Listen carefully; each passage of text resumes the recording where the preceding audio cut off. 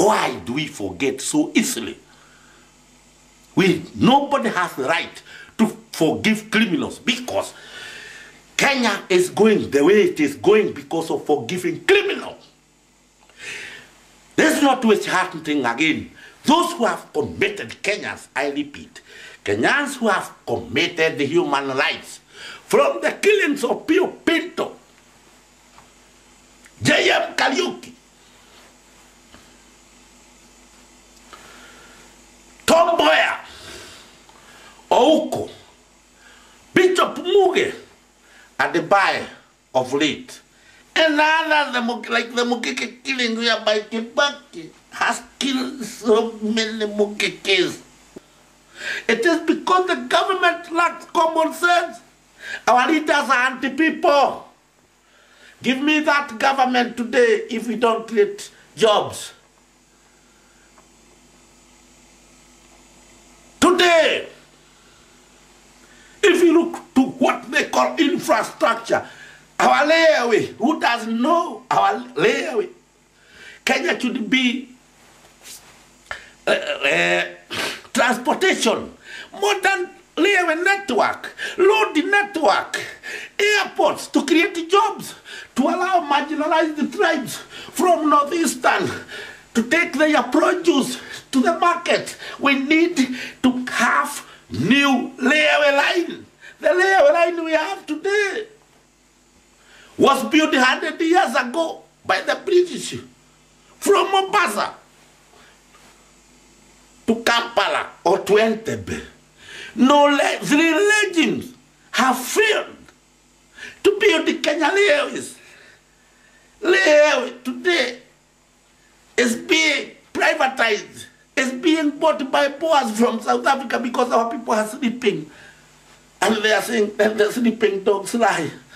It is time for us, Kenya, to wake up. Believe me, a leader will save Kenya will not come from heaven, Ethiopia, Europe, or elsewhere. It is we, Kenyan people. We are AIDS, killing people, malaria, diabetes, all kinds of disease, name them in Africa. And then when you look at Africa, we cannot blame God. Let's not blame God who created heaven and earth, because God provided the most gifted countries with minerals, with oil, with timber, forest, with everything. It is our leaders who are so rubbish. The guy I am holding, perhaps I am not even worth to hold this picture, Dedan Kimathi Wachuli. I have never heard or seen a leader like him who died, who volunteered his life to die for the liberation of Kenyan people who are oppressed and living in the yokes of imperialism. Some of us question ourselves, how comes Kimathi was hanged by British colonialism? And we have 3 regimes who have failed even to honor Dedan Kimathi. The picture we see today, the statute in Nairobi, which was elected by Kibaki, is wrong because, first of all, it's a humiliation to Kimathi for those people who knew Kimathi and his history. Kimathi never wore or put home guard prisons. So, the living Mau Maus, if they are not Komeleras, pseudo Mau Maus, must also tell President Kibaki, must come up and tell President Kibaki, it is a humiliation to put a statue of Dedan Kimathi wearing home guards uniform, because we know Kimathi was hated home guards and the British colonialists. He couldn't wear their uniform. Kimathi had a special uniform as a leader, and we should remind Kenyan people and the world no another African country. Kenya was the first country under his leadership to take up arms and fight British imperialism, where no another country in Africa dared to do that. So he said an example, as it is the man we adore today. I'll give you 2 examples. When Kimathi, Dedan Kimathi, was arrested, he never compromised.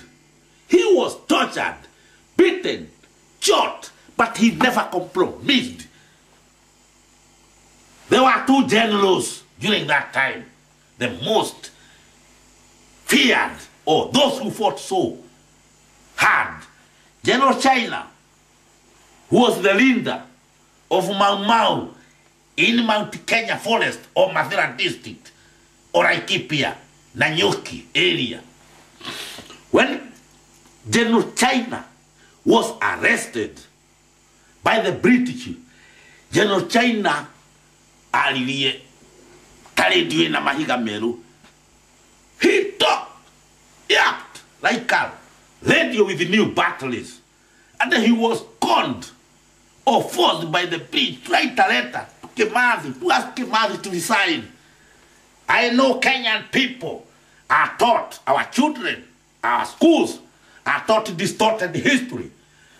When General China was forced by the British to write a letter to Kimathi for surrender, all for a peace meeting, Kimathi replied General China and told him, Mr. China, if you want to betray Kenyan people, do it alone. So Kimathi denied General China. And that's why General China was not hanged.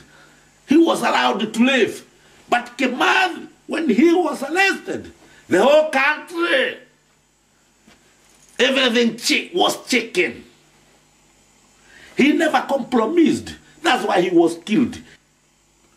Believe me, I repeat, this was the right person to take over leadership from imperialism. But they killed him. Today, we still recognize him as our hero. And that's why we want, when Kenyans are going to fight for election, they should remember and know we are removing this oppressive class that killed Kimathi. They are so good in propaganda. Every year, every time you have elections, they have sweet voices. They feed us with rubbish. They talk sweet. They talk like honey. They bribe us. They bribe Kenyan people with their own money. But they don't touch what is theirs. Their bank accounts are full. And that's why we are telling Kenyan people, when they bribe you, they give money. You take it because it is your money. When Kibaki bribes you and the others, take it, eat it, use it, but vote for a change. We believe in a change. We are going to vote Kibaki out and replace him with people who believe in true leaders, our heroes, people who don't have oppress us. Kenyan people has been living with the expectation which they have never seen. Today, my appeal to Kenyan people, go and vote Home Guard out. Do not listen to them. We have seen how they are bribing people, how they are creating districts, how Kibaki is working with the Moi whom Kenyan people rejected, a dictator who has oppressed the Kenyan people, murdered the Kenyan people, and his evil leadership, his history is well documented.